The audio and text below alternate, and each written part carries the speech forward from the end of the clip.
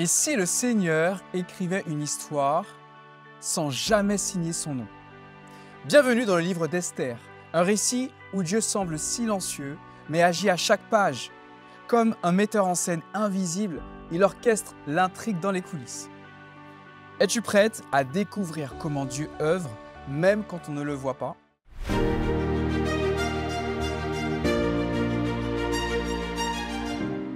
La pensée du jour se trouve dans Esther, chapitre 4, verset 14.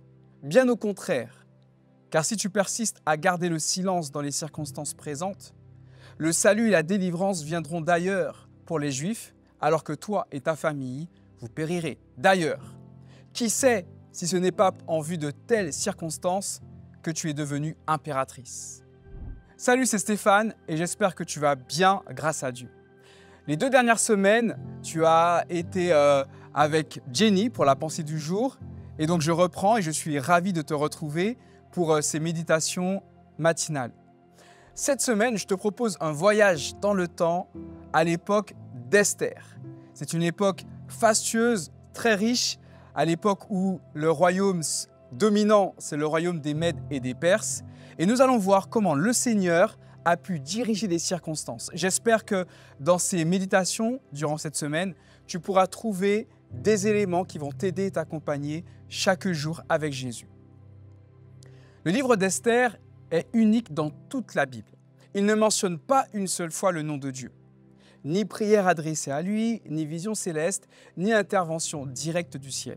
Et pourtant, son empreinte est visible à chaque page. L'histoire se déroule sous l'Empire perse, loin de Jérusalem, loin du temple, loin des repères religieux familiers.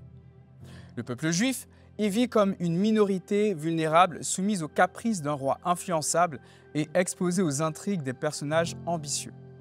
C'est un contexte hostile, apparemment séculier, où tout semble guidé par des décisions humaines. Mais à y regarder de plus près, les événements s'enchaînent avec une précision troublante. La reine Vashti est écartée dans des circonstances étonnantes. Esther, jeune orpheline juive, est choisie parmi des centaines pour devenir reine. Mardoché, simple fonctionnaire juif, surprend une conspiration qui lui vaudra d'être honoré au moment le plus stratégique.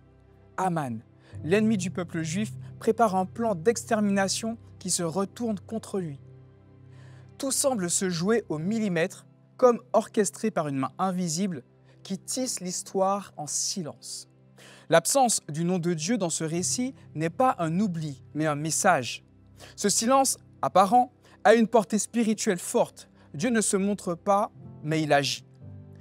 Le livre d'Esther nous enseigne que Dieu n'a pas besoin d'éclats miraculeux pour diriger l'histoire. Il est le maître invisible, le grand chorégraphe des circonstances. Même lorsque son nom n'est pas prononcé, sa volonté se réalise. Ce principe est précieux pour ta propre vie spirituelle. Nous aimerions parfois des signes évidents, des paroles claires du ciel, des manifestations surnaturelles. Mais la majorité du temps, Dieu œuvre dans l'ombre, à travers des choix apparemment humains, des enchaînements d'événements, des rendez-vous inattendus. Il n'est pas absent parce qu'il est discret, il n'est pas inactif parce qu'il est silencieux. Dieu travaille au cœur de l'ordinaire, au creux de l'histoire. Combien de fois as-tu eu l'impression que Dieu était silencieux, que tes prières montaient dans le vide, que le chaos semblait plus fort que le plan de Dieu?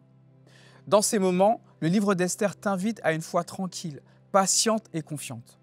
Même quand tu ne vois pas Dieu, lui te voit. Même quand tu ne comprends pas, lui agit. Sa providence transforme les hasards en rendez-vous divins.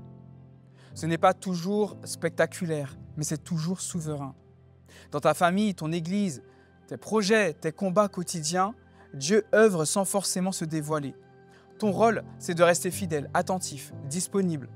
La foi, c'est croire que Dieu écrit ton histoire, même quand l'encre est invisible.